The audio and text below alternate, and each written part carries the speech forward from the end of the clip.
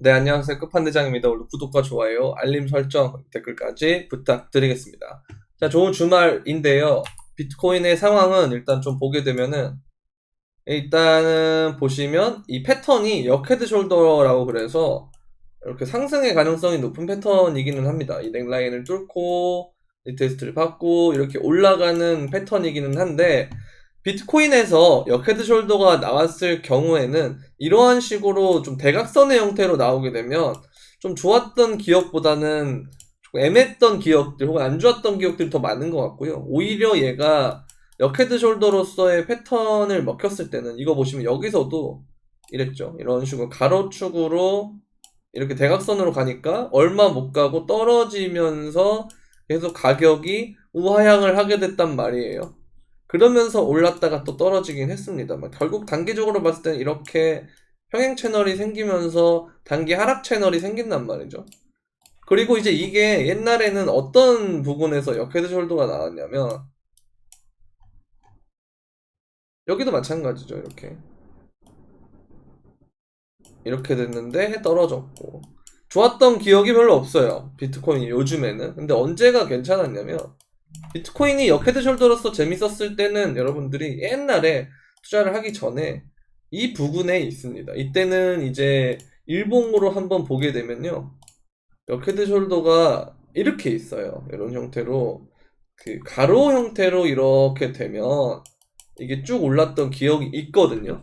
그래서 이런 부분이 아니면 비트코인에서 역헤드 숄더는 생각보다 많이 먹히지 않았다 라는 거를 조금 주목해 볼 필요가 있거든요. 근데 그럼에도 불구하고 역헤드 숄더의 자체는 상방 패턴이고, 그리고 이 이동평균선까지 열릴 수 있다는 점, 그리고 비트코인이 지금 요번 주 주봉과 다음 주 그리고 다다음 주까지가 굉장히 중요한 이유는 이 부분이네. 2018년과 차트가 비슷하다라는 겁니다. 지금 현재의 상태가 보면은 이렇게 쭉 빠진 다음에 여기서 한번 반등을 주고, 여기 이제 주봉 140일 선이에요. 여기까지 반등을 주고 추가 하락이 왔는데 지금은 기준점이 140일에서 200일로 바뀌었을 뿐이지 실제로 움직이는 방향은 되게 비슷하다라는 거죠. 여기 떨어지는 게. 그리고 여기서 주봉이 이렇게 하나가 나오는데 이 부분에서 리테스트를 받고 이 저항을 받은 다음에 추가 하락을 하면 그러면 이제 한 15,000 정도나 14,000 정도나 여기서 조금 더 한다 그러면 16,000까지도 볼 수 있겠죠. 이 정도 구간까지 떨어질 것 같은데요, 그러면. 그래서 이거를 될지 안 될지를 결정하려면 요번 주, 다음 주까지는 좀 상황을 좀 보수적으로 보면서 가야 되는 게 맞는데, 이 코로나 빔 때도 도지 형태가 떴단 말이에요. 이렇게 쭉 떨어진 다음에 도지 형태의 차트가 떴단 말이에요, 주봉에서. 그럼 만약에 이렇게 될 수도 있으니까, 그러면 저점을 갱신하지 않고 외바닥으로 가는 거란 말이에요. 그렇기 때문에 여러분들은 항상 어떻게 해야 되냐면, 현물을 들고 있어야 돼요. 그러니까 100%를 다 현물로 하거나 100%를 현금으로 하거나 이 전략보다는 현물을 들고 있대 현금도 들고 있고, 그리고 수익이 날 때 어느 정도 현물이 들고 있던 거에서 익절을 하면서 리스크 관리를 해주는 그런 형태로 가주는 게 가장 좋은 방법인 것 같습니다. 자, 그렇지만 항상 말씀드린 대로 여기 주봉에서 RSI는 역대 최저다. 비트코인이 시작한 이래로 역대가 최저입니다.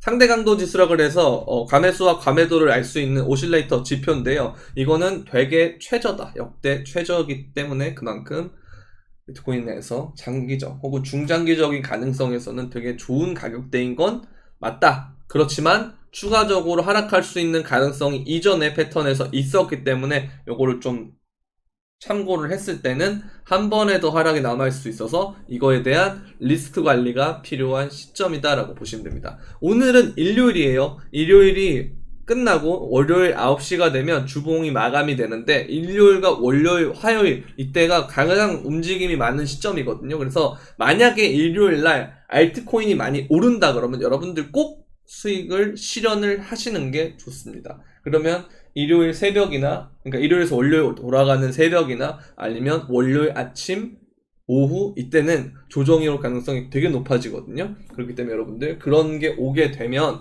현금화를 해놓고 어느 정도 해놓고 기다리시는 것이 좋습니다. 자, 그러면서 골드만삭스가 셀시우스 자산 매입을 위해서 20억 달러 투자 유치를 계획한다라고 돼 있거든요. 자, 그러면 재밌는 건 결국은 이 셀시우스나 디파이나 탈중앙화에 대해서 부정적인 이슈들이 많았지만 실제로 이걸 기회라고 보는 게 우리가 알고 있는 그 유명한 골드만 삭스거든요. 이런 것처럼 결국은 이걸 기회로 보는 게 큰손들이고 금융사고요. 우리는 이걸 위기로 보고 떠난다라는 거죠. 이 차이는 굉장히 나중에 크게 벌어질 거라고 생각을 하고요. 그렇기 때문에 개미들을 떨구기 위해서 이게 공매도 세력의 월가가 있다는 것이 조금 소문처럼 이렇게 있지만 좀 되게 구체적인 이야기가 되지 않을까라는 생각은 들어요. 왜냐면 이게 벌어진 다음에 옐런이 뭐 스테이블코인 얘기하고 파월이 CBDC 연일 얘기를 하고 있고 미국 달러의 패권은 실질적으로 흔들리고 있고 그리고 월가에서는 자꾸 들어올랑 말랑 하는 뉘앙스를 계속 언급을 하고 있기 때문에 이 시장 자체가 망한다 이것보다도 치킨 게임을 하기 위해서 혹은 개미를 털기 위해서 그리고 기존의 돌고래나 이런 애들 털어버리기 위해서 시장 진입을 하려는 거죠. 월가가. 그런 것 때문에 벌어지는 이 참사가 아니었나라는 생각은 듭니다. 그렇다는 건 개미에게 주어진 것의 가장 큰 장점은 시간이에요. 여러분들 정말 힘들고 빚을 내서 투자하는 사람들 많지만 이 힘든 시간을 조금만 견뎌내고 버텨내면 우리 암호화폐도 그렇고 자산시장 자체에도 봄이 분명히 올 것이다 라는 겁니다. 그래서 힘을 내보시고 정말 어렵다 그러면 반등 때 조금씩 팔면서 현금을 확보해 주시는 형태로 해도 돼요. 그런 형태로 가도 되니까 여러분들이 이제 사람마다 성향은 다 다르겠지만 내가 단타가 맞다고 생각을 하면 그럼 수익 실현을 해가면서 가는 건 더 많이 하는 거죠. 현금 비중을 더 많이 들고 있는 게 단타고 내가 장투가 맞다고 해도 장투 물량을 개수 늘린다라고 생각을 하면서 어느 정도 올랐을 때 급등을 했을 때 반등을 불반등을 하면 거기에 대한 눌림이 발생할 수 있으니까 여러분들이 매도를 하신 다음에 일부 매도하신 다음에 내려왔을 때 다시 사면 개수가 늘어나니까요. 평단을 신경 쓰지 마시고 코인 개수를 모으는데 주력하시면 됩니다. 장기 투자하시는 분들은 그렇게 하시면 될 것 같아요. 그리고 블랙록도 여전히 블록체인은 믿을 수가 없이 파괴적인 기술이다라고 하고 있죠. 현재 블랙록은 암호화폐 ETF를 출시할 계획은 없지만 그건 규제 때문에 그런 거고 우리는 이 수준을 만들게 되면 출시를 고려할 거다라는 거예요. 이거는 이미 수면 아래에서 준비를 하는데 로비나 이런 것들이 하고 규제가 바뀌게 되면 그때 바로 할 수 있도록 수면 아래에서는 준비를 한다라는 거죠. 그러면서 핵심은 이거예요. 블랙록은 계속해서 비트코인을 포함한 암호화폐 자체를 연구하고 있다. 그건 계속 시장에 들어오겠다라는 소리거든요. 연구해서 더 좋아지면 지금 들어오는 돈보다 더 많은 돈으로 들어온다는 건데 얘가 자산을 경 단위를 굴려요. 조 단위가 아니고 경을 굴립니다. 경을. 세계 최대 자산 운용사예요. 블랙록이. 자, 그러면서 영국 정부는 투자자산 정의에 대해서 암호화폐가 포함되는 가능성이 있다는 건데 이렇게 되면 어떻게 되냐면 정말 제도권에서 이 자산이라고 공식적으로 인정을 하게 되는 거예요. 우리가 스캐미니 뭐 디지털 쪼가리라고 했던 그거를 영국 정부에서는 이제 조금 있으면 이게 된다면 합법적으로 공식적인 자산으로 인정받을 수 있게 되는 겁니다. 이전에 우리가 2017년 비트코인 버블을 겪으면서 블록체인과 비트코인은 다르다. 암호화폐랑 블록체인은 다르다. 그리고 암호화폐는 사기다. 그리고 계속 이렇게 이어지다가 이제는 점점 제도권에 들어오고 ETF가 생기고 현물 ETF까지 나오려고 하고 그런 과정들 속에서 항상 불확실하고 미완성될 때 투자를 한 사람들이 가장 많은 수익을 거둔 건 이미 이전에 주식시장과 부동산 시장에서 벌써 검증이 됐거든요.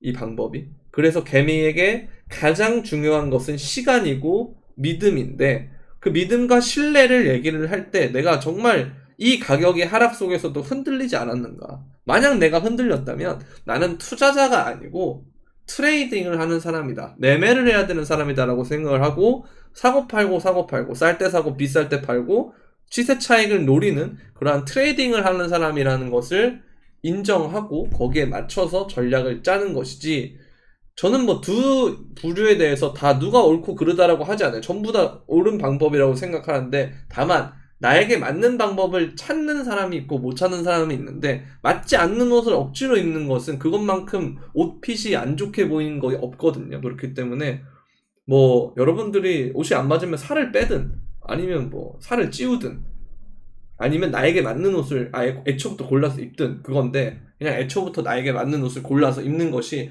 투자에는 가장 적합하지 않나라는 생각이 듭니다.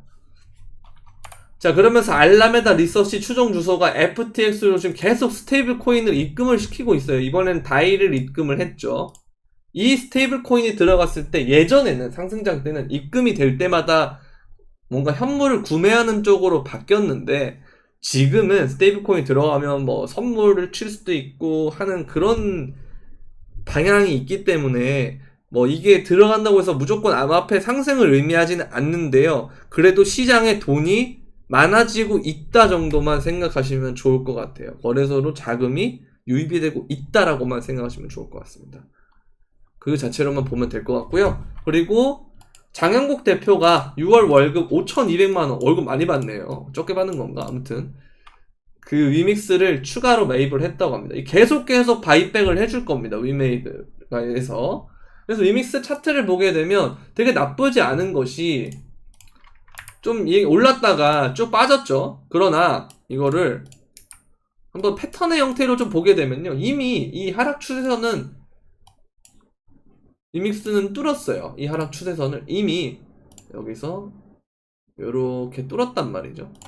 그 다음에 올라간 거에 대해서 조정을 받는 건데, 이런 형태로 삼각형이 되면 이거는 불플래그 패턴으로 갈 수 있다라는 거죠. 그래서 지금 구간에서 약간 아래 구간, 요 정도까지 3,200원 정도 구간대까지는 한번 모아볼 만한 구간이다라는 생각은 들기는 해요. 거래량도 이렇게 줄어들고 있고 한다는 건 수렴의 형태가 조금 길게 될 수는 있겠지만, 이렇게 돌파를 했을 때 얘가 어디까지 좀 중기적으로 볼 수 있냐면, 비트코인이 괜찮다는 전제하에 중기적으로 볼 수 있는 가격대는 이렇게 피보나치를 해서 보면 이렇게요.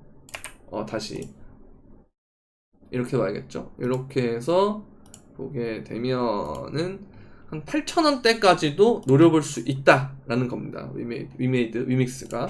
그럼 여기를 어쨌든 돌파하느냐 마느냐가 되게 중요한데, 돌파를 하면 8,000원대까지 기대해 볼 수 있으니까 좀 스윙 관점으로도 가져갈 수 있겠죠. 그런데 제가 아까 말씀드린 것처럼 비트코인이 무너지면 다 무너지는 거고, 비트코인이 제일 중요하기 때문에 비트코인이 계속 추가적인 하락을 가능성을 열어둬야 될 시점이라, 만약에 위믹스가 이렇게 뚫고 올라간다고 하더라도 8,000원대까지 안 오기 전에 난 안 팔래, 이게 아니고 뭐 5,000원대도 좀 팔고 4,000원대도 팔고 뭐 이렇게 천천히 조금씩 파는 분할 매도는 반드시 해줘야 된다라고 보면 되겠습니다.